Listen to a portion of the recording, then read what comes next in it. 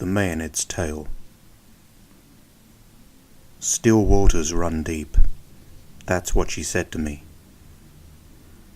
I don't know what she thought she could see in me, or what she expected to find, but she told me that she knew there were hidden depths to me, and that she wanted to see them, to know them. She was in love. I think perhaps it was an innocent kind of love, the kind only a girl can know as she progresses towards womanhood. Of course, she was no ordinary girl. She had problems of her own, and living in this world was not easy for her. Maybe that is why she clung to me in the way that she did, as if I was the only love she'd ever know. I think she believed that.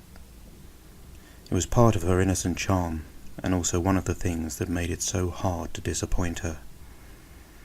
She had enough trouble dealing with the grey and harsh realities around her, and so I really couldn't bring myself to steal away this dream. It wasn't that I thought it was absolutely out of reach, but I suppose you could say I was a veteran of love, and so maybe the years had just jaded me.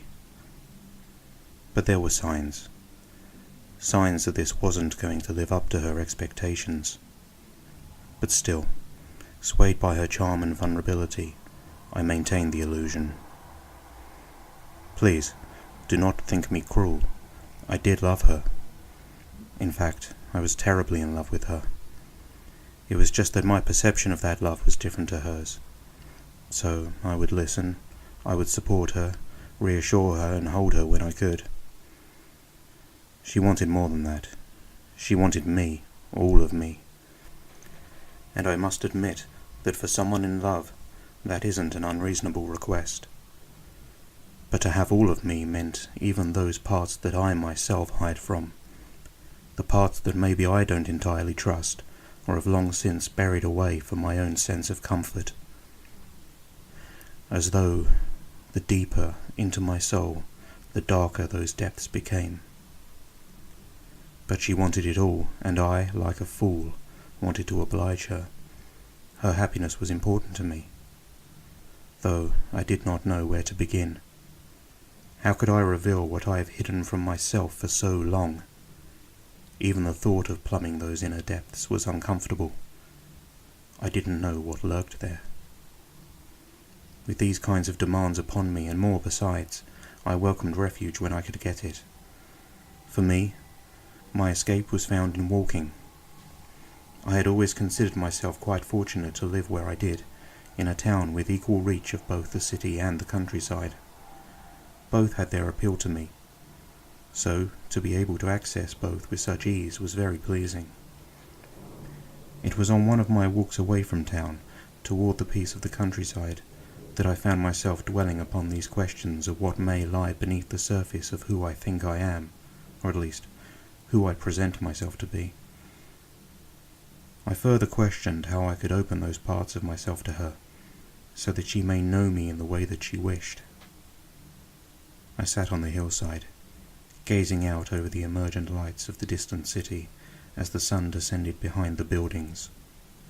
For a brief moment the air stilled, the birds fell quiet, and it was as if the whole world paused. Silence. It lasted but a moment, and then it was gone, but in that briefest moment my mind settled and there was peace. Then the wind returned.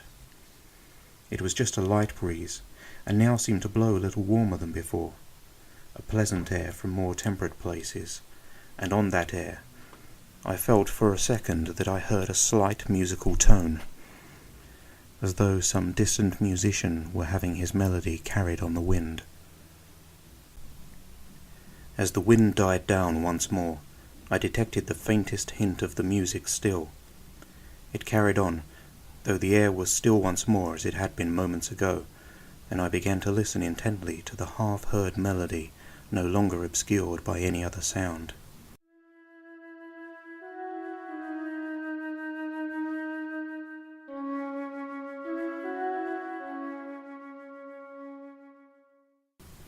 It seemed the music came from behind me, within the thicket and beyond, further into the wood. Though I still could not make out the exact nature of the music, it nonetheless had an ethereal quality that chilled me, though, while my conscious mind felt that chilling sense of caution, I was regardless driven to pursue the tones into the wood. I pushed my way past the bramble and ventured deep among the trees. Here in the wood it was dark, with only the faintest glow of twilight, and yet I felt unimpeded by my lack of vision. The music guided me. I could hear it clearer now, a piping melody drawing me in. I was curious and also enraptured. The piper was surely gifted like no other, and his song pulled at me.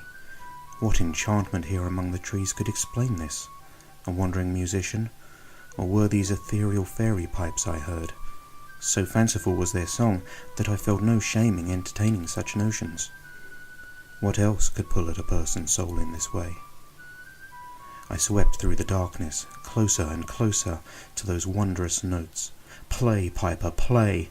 I danced after them, danced like a lunatic in pursuit of that merry piper. The ground beat like a drum, and my feet struck it in time with the rhythm. Louder the music came to me as I drew closer to its source. Now whirling and spinning, it called to me. A dance! A dance! From the bottom of my soul it called. Dance to the music! The piper played and played, faster and wilder, bringing me to him so that we may dance together. And dance we did. I span and jumped, I whirled and I stamped my feet. He danced alongside me, skipping from hoof to hoof. All the while he played his inebriating tune. I was lost in his passionate ways, lost in his dance of madness.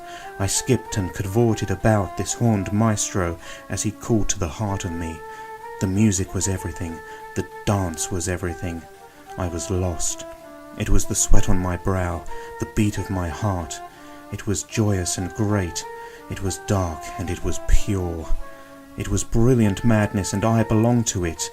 Let it all be unleashed. Let my soul flow forward. This is what I truly am. He played me. All was a blur, and I felt released. Finally, the piper's song began to fade, and he was distant once more. I was left to myself, and my senses returned. The furious madness had subsided, and here, in this spot, I dropped to my knees. I was cleansed somehow. There, now dripping in blood and sweat, I was back, my hands drenched in crimson ichor, my fingers strained from exertion, and the body of my love on the ground before me. Torn, cut and mangled, she lay lifeless, a victim of my madness, caught in those deep waters she so desperately wanted to know. We had both been set free.